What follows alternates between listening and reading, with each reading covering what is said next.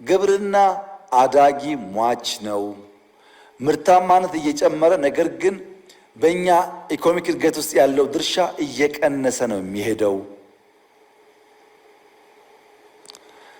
እኛ ግብርናን እንደ አንድ መነሻ ሴክተር የወሰድነው አቅሙን ገና አሟጠን አልተጠቀምንበትም።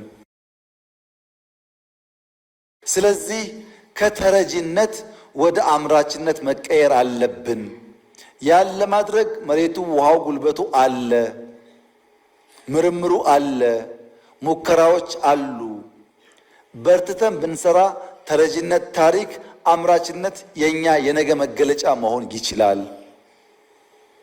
ለዚህ ደግሞ የገጠር ሽግግር እናረጋግጥ።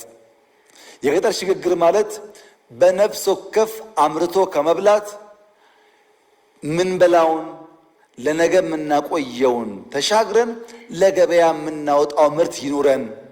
ከነፍስ ወከፍ ወደ ገበያ ይሸጋገር። በእያንዳንዱ አርሶ አደር ማሳ ያለው ከመብላት ያለፈ ይሁን። ለክፉ ቀን ከማቆየት ያለፈ ይሁን።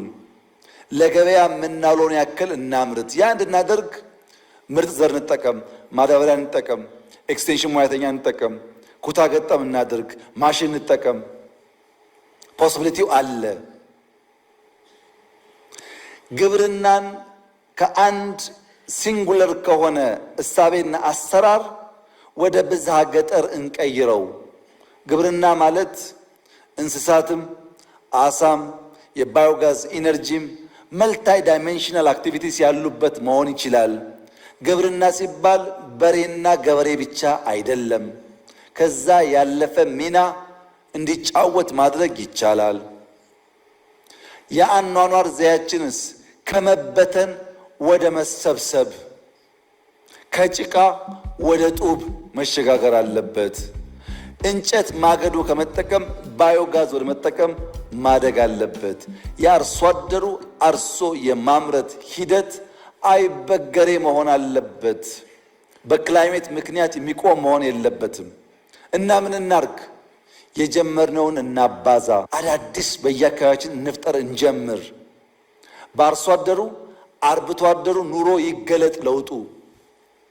አርሶ አደር ቡና ሽጦ ሀብታም ከሆነ አርብቶ አደር ወተት ሽጦ የተሻለ ኑሮ ካለው ላይፉን በመቀየር እናረጋግጠው።